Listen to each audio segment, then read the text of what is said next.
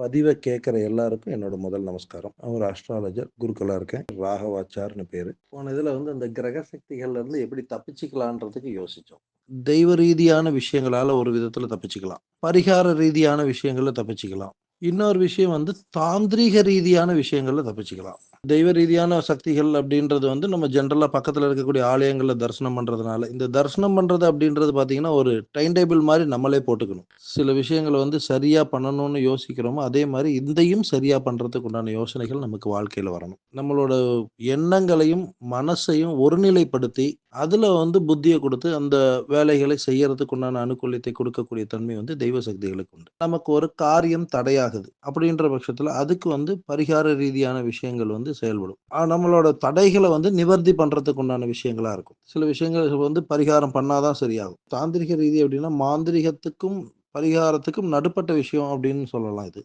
தாந்திரிக சக்திகள் எதுக்கோசரம் பண்றோம் அப்படின்னு கேட்கிறீங்கன்னா, நம்மளோட வாழ்க்கையில நடக்கக்கூடிய சின்ன சின்ன தவறுகள், தாந்திரிக ரீதியான விஷயத்துல இருந்து வெளியில வரும். தாந்திரிக ரீதியான விஷயம் அப்படின்றது சில தான தர்மங்கள், சில இந்த பட்சிகளுக்கு வந்து உணவு குடுக்கறதுனால, பசுமாட்டுக்கு குடுக்கறதுனால, காக்காய்க்கு அன்னம் வைக்கிறதுனால, இதுல எது எப்போதைக்கு நமக்கு தேவையோ அப்போதைக்கு அத உபயோகப்படுத்திக்கக்கூடிய தன்மை வந்து ஜோதிடத்தின் மூலியமா தான் தெரிஞ்சுக்க முடியும். ஜெனரலா இப்ப எனக்கு இந்த காலகட்டத்தில இது வேணும்னு நம்மளா தீர்மானிச்சுக்க முடியாது. இந்த கிரகமும், இந்த தசாபுத்தியும் நடந்துகிட்டு இருக்கும்போது, இந்த விஷயங்கள் பண்ணா நமக்கு பலன் அளிக்கும் அப்படின்ற விஷயம் நமக்கு தெரியணும். தெரியணும்னா இதுக்கு ஜோதிட ரீதியான அறிவு நமக்கு ரொம்ப முக்கியம். ஏன்னா உங்களோட எதிர்பார்ப்புன்றது வேற ஒரு விஷயத்துல ஓடிட்டு இருக்கிற பட்சத்துல, இயற்கையா நமக்கு கிடைக்கக்கூடிய விஷயங்கள் கிடைக்காமலே போகும். அந்த கிரகங்கள் அந்த சமயத்துல வேலை பார்த்துக்கிட்டே இருக்கும். நம்ம என்ன பண்றோம்னாக்க, தலைகீழா சில விஷயங்கள பண்றோம். அதுக்கு முந்தினதாகவோ, இல்ல பிந்தினதாகவோ அந்த வேலைகள் செய்யும்போது, தடைகள் வந்து ஆட்டோமேட்டிக்கா அந்த வேலைகள் வந்து நிற்கிறதுக்கு உண்டான தன்மையும், அதனால நமக்கு உண்டான கஷ்டங்கள், மனத்துயரங்கள், தேவையில்லாத அலைச்சல், பொருள் விரயம் இத்தனையுமே நம்ம ஃபேஸ் பண்றோம். இதையெல்லாம் சரி பண்ணிக்கணும் அப்படின்ற பட்சத்துல,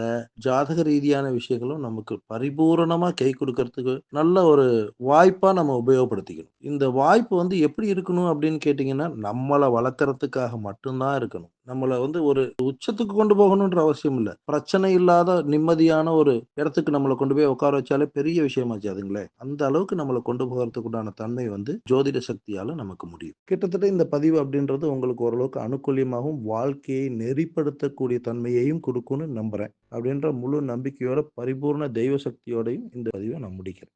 நமஸ்காரம்.